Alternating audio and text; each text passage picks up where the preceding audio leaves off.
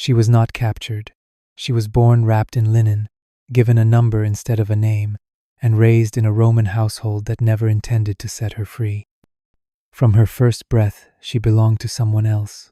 Her cries were met with silence.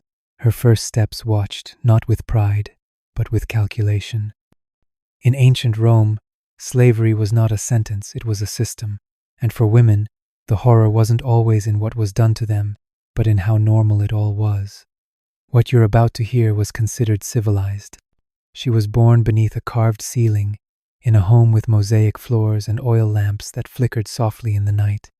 And yet, from the moment she arrived, the warmth of the room had nothing to do with welcome. Her mother was a slave, and so she was too. There was no ceremony, no registration of her birth, no celebration, only observation. How strong were her limbs? Would she grow tall? Was her face symmetrical enough to please a nobleman one day, or would she be more useful in the kitchens? These questions were not whispered, they were spoken aloud, passed from overseer to master, as casually as if discussing livestock. For in Rome, a female slave was not seen as a girl, or a daughter, or a soul. She was an investment. Before she could walk, she was handled by older slaves who had already learned to move in silence, who taught her how to serve without speaking, how to anticipate pain without flinching. Her education had no books, only rules. Do not look a master in the eye unless commanded. Do not cry out when struck. Do not speak unless spoken to.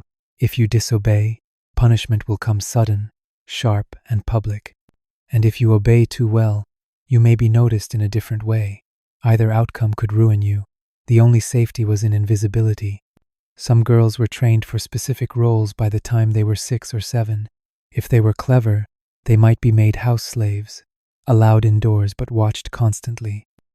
If they were plain, they were often sent to farms or factories. If they were beautiful, they were dressed and perfumed not for celebration, but for display. The line between servant and concubine blurred early. A smile held too long, a back turned too slowly, and a master's eye would linger. This did not require consent. Rome had no need for such things. By the time she reached her 10th year, she had already seen other girls disappear, sold, traded, or sent away as punishments to their mothers. She learned not to ask questions. She learned to keep her voice small.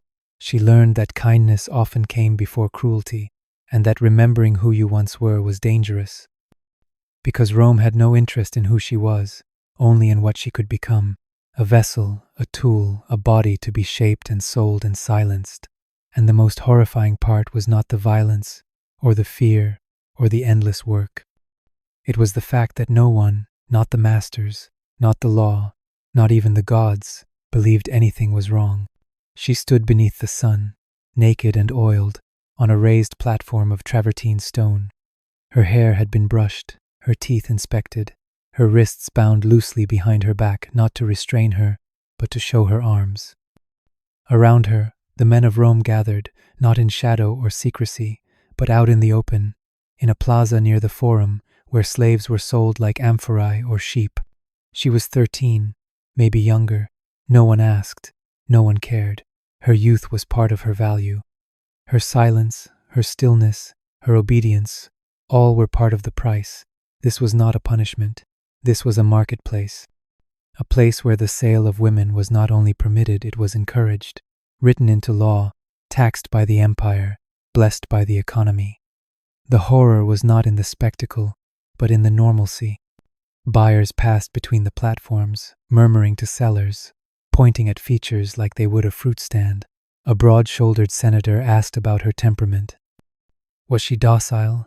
Had she been broken yet? A merchant in fine robes leaned in close, inspecting her teeth, her fingers, the curve of her hips. Another asked whether she spoke Greek, whether she had been touched, whether she understood what would be expected of her. She did. They always did. Not because they had been told, but because they had seen. Girls who cried were beaten behind the stalls, sometimes in full view, not out of cruelty, but to maintain discipline. The auctioneers barked prices and promises, describing her as clean, obedient, untouched. Each word was a lie. Each word was an advertisement. Nearby, Other girls stood in similar poses, their eyes blank, their bodies stiff from hours of display. Some had been traded multiple times already. Some bore branding scars along the ribs or the thigh marks from previous owners, burned in with iron. If the marks were too fresh, the seller might claim they were recent gifts from foreign provinces, newly captured, exotic. The lie helped the sale. The men who bought these girls often took them home immediately, tucked into litters like fine purchases. Some were resold again days later. Others were taken straight to rooms where service began before supper. There were no rights, no protections. The law considered them property, and property could be used however its owner saw fit. Their names were replaced with new ones, simpler, easier to command. Livia, Maya, Pet. None of these names mattered. The girl beneath them remained the same, scared, silent, and fully owned. And as the sun set on the market, the platforms were cleaned, the coins counted, the names scratched into wax tablets for tax purposes. The auctioneer would go home to dinner. The buyers would toast their acquisitions. The sellers would sleep well. Only the girls would remain awake, staring at unfamiliar ceilings, replaying the moment their lives were sold. And they would learn, quickly, that this was not the worst day. It was only the beginning. In the eyes of Roman law, a female slave was not a person. She could not speak in court. She could not own anything. She could not refuse. She was property like a table, a mule, a jug of oil, and her value depended solely on her usefulness to the one who owned her. If she served well, she might be allowed to wear finer clothes or eat scraps from the family's table. If she failed, even once, there were no rules protecting her from what would come next. The master could punish her, starve her, assault her, or kill her outright. And if he did, no trial would follow, no questions would be asked. The only concern might be whether the cost of her death exceeded her remaining market value. In Rome, the law protected the investment, not the girl. Inside the domus, the grand Roman home, female slaves served from dawn until well past nightfall. They cleaned, cooked, dressed the lady of the house, entertained the guests, bathed the children, and responded instantly to every summoned call. But while the tasks were many, the danger lay not in the labor, it lay in the silence of ownership. A spilled cup, a mispronounced word, a glance held too long could lead to hours of torment. Their masters could flog them in front of guests, lock them naked in the atrium overnight, or drag them by the hair across the stones. These were not rare acts. They were routine, they were expected, and no one, not the neighbors, not the law, not even the other slaves intervened. For many women, the most terrifying punishments came not from cruelty, but from boredom. A master who tired of his slave might send her away to the fields, to the brothel, to another household. She could be traded for horses, for armor, for a favor from a senator. A female slave could be a gift, a wager, a punishment for someone else.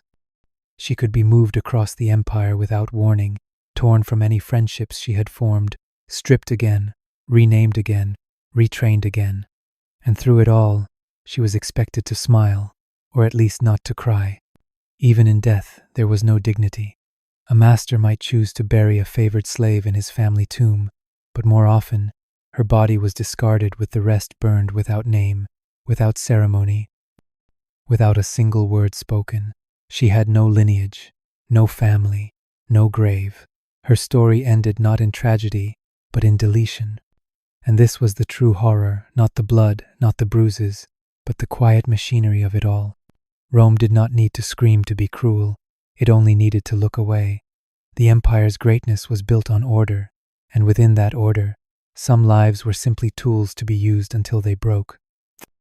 A female slave could be beaten, sold, bred, or discarded, and at no point in her life would anyone in power have considered it strange.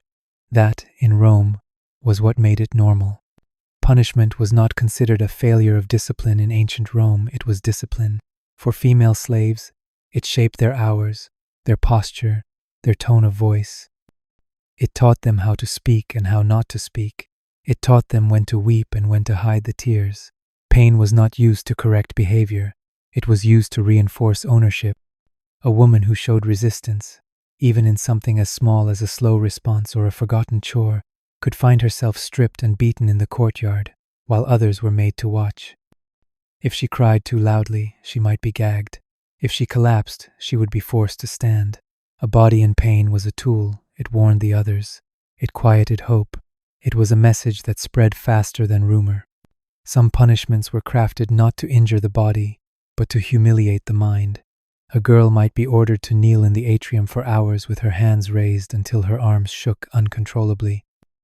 Another might be locked in a dark storage room without food for days, fed only water from a cracked bowl like an animal. Many were forbidden to speak for entire weeks. If they did, their tongues were lashed, sometimes with a cane, sometimes with a heated spoon. The most terrifying part was not the pain, it was the precision. These were not bursts of anger, they were procedures, quiet, practiced, perfected. There were no rules about what a punishment should be, only that it should teach. Some girls were forced to wear signs around their necks, detailing their failures: lazy, disobedient, ungrateful. They were paraded before guests, made to serve during dinners as examples of what would happen to others who forgot their place. If a female slave had shown signs of pride, if she had accepted a compliment too easily or stood too tall, her hair might be cut off in front of others. Vanity, Rome believed, was a dangerous seed in a slave. It had to be plucked before it grew. There were also false punishments, used to test loyalty. A slave might be accused of something she hadn't done, just to see if she would protest. If she did, the beatings would begin. If she didn't, the master would nod, satisfied. She had learned. The truth didn't matter, the response did. In time, the women stopped defending themselves. They bowed their heads, whispered apologies, and accepted whatever came. The smarter ones learned to thank their masters when the punishment was done. Gratitude was armor. And so obedience was not learned. It was carved. The punishments did not end when the bruises faded. They lived on in the way the women walked, in how they held their voices in their throats, in how they stopped looking each other in the eyes. Rome's slaves were trained to suffer quietly, not because it was easier, but because it was expected. And when cruelty becomes expectation, punishment no longer feels like punishment, it feels like life. She did not love him, she did not even choose him, but none of that mattered in the Roman domus. When a master wanted his slave, there was no need for affection, no place for refusal. The law gave him the right, and the house gave him the privacy.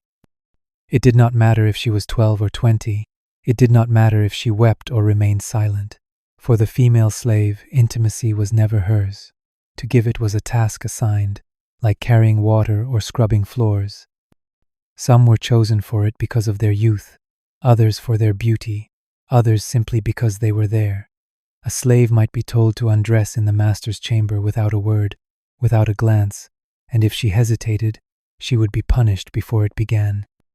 But most did not hesitate. They had learned that resistance only prolonged the cruelty. Some mistresses looked the other way. Others used it as a reason to lash out, not at their husbands, but at the slave herself. Jealousy rarely fell on the man who demanded it. It fell on the girl who could not say no. A female slave might be beaten for being too pretty, too quiet, too visible. She might be punished for seduction when all she had done was exist, and if she bore a child from her master, her fate depended entirely on his mood. He might acknowledge the child, he might kill it, or he might sell both mother and infant the next morning. These weren't secrets whispered in dark corners. They were customs, habits, even strategies. Masters sometimes gave female slaves as rewards to guests, bodies passed around like jugs of wine, expected to smile, expected to please. Others trained their household girls in specific arts of touch and speech, not to honor them, but to increase their value in case of resale. It was said that a slave who knew how to comfort a man fetched a higher price than one who could cook. The language of the marketplace confirmed this. Manuals written by Roman men outlined how to break in a slave. They used words like gentle, eager, quiet. But beneath those words was violence dressed as routine. What made it all worse was the performance expected afterward. The girl was supposed to return to her chores, to bathe the child of the house, to laugh with the other slaves at supper. No room was given for grief, no space for sorrow, and so the silence became part of the work, a second skin. She wore it every day until it no longer felt like hiding, until it felt like survival.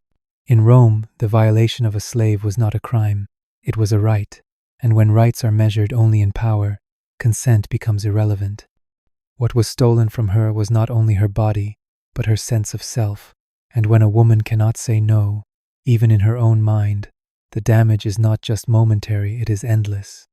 Some female slaves were chosen for their silence, others for their beauty, but some were chosen for their wombs. In ancient Rome, the female body was not only a vessel for labor or pleasure, it was a machine for reproduction, and if it produced profit, it was to be used as often as necessary. Within the domus, pregnancy was not a private matter, it was strategy. A slave who bore children vernae increased her master's wealth, for her sons and daughters were born into slavery, legally owned from the moment of their first breath.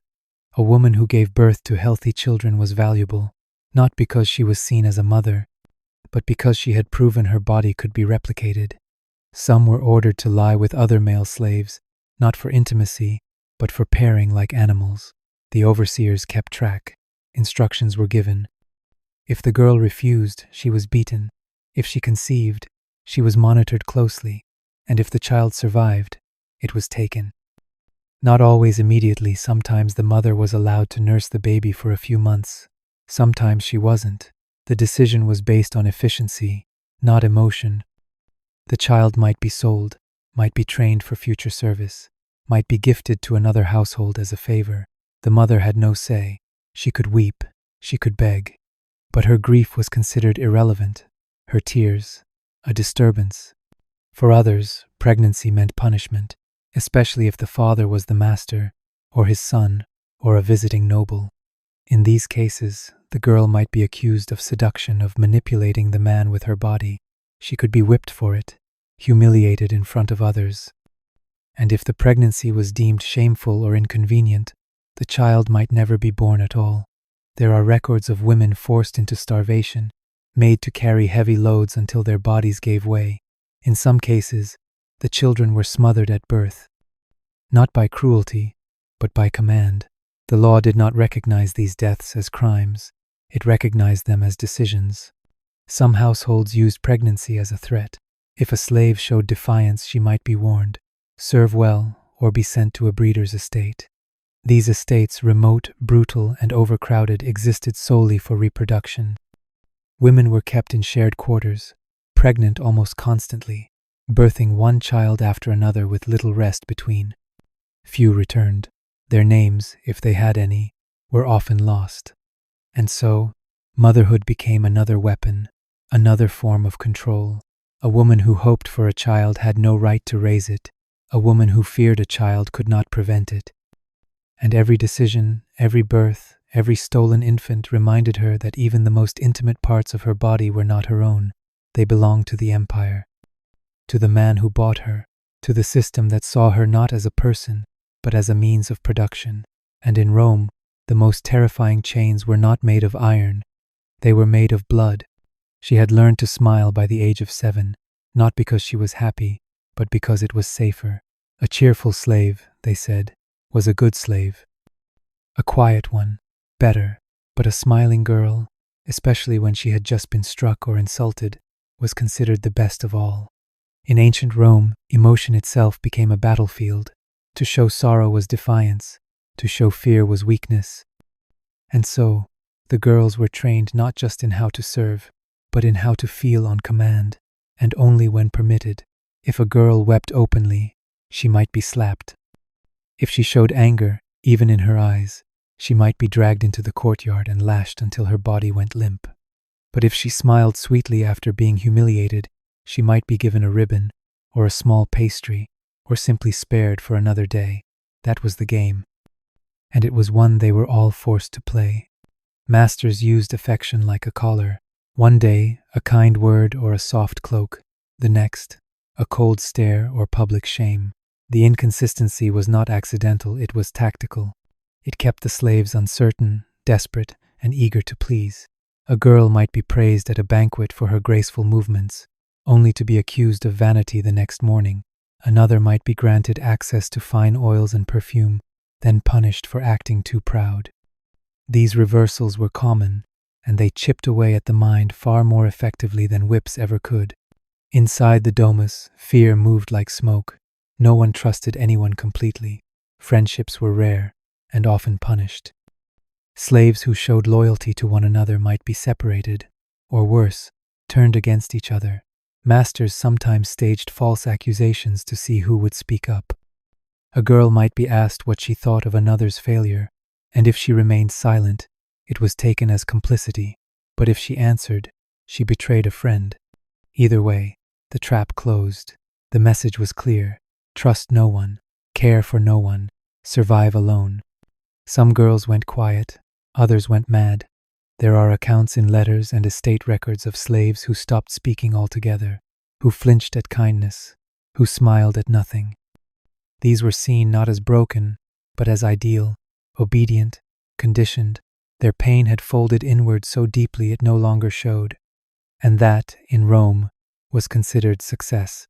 The tragedy was not only in the punishments, but in the fact that these girls were made to believe the punishments were their fault, that they had not smiled enough, or bowed deeply enough, or hidden their tears quickly enough, and so they trained themselves to respond with joy to commands that tore them apart. They learned to suppress not just their voices, but their very selves. In time, the girl who had once existed disappeared, replaced by a mask that obeyed. And the worst part, the mask was praised. No statues were built for them. No poems preserved their names. In the records of ancient Rome, most female slaves appear only in lists next to prices, next to weights, next to descriptions like young, docile, well-formed. Their births were not recorded. Their deaths were not mourned. And yet, they built the empire. They lit the fires, raised the children, warmed the beds, scrubbed the floors, carried the secrets. They endured without witness. And though their masters may have forgotten them, the stones did not. Their names are scratched into walls, into the backs of kitchen tiles, into shards of pottery buried beneath the domus. Sometimes just a single letter, sometimes a plea: "I was here." There is a fragment of a burial inscription found near Pompeii, one that speaks not of a nobleman, but of a slave girl who died in childbirth. Her name was Amica. It means friend. No one knows if that was her real name or the only kindness she had ever been called. Nearby, another name appears: Tertia. She was listed in a house inventory beside 2 bronze lamps and a marble basin. No age, no history, no cause of death. She was worth less than the furniture. These are the shadows Rome left behind the women it used and discarded.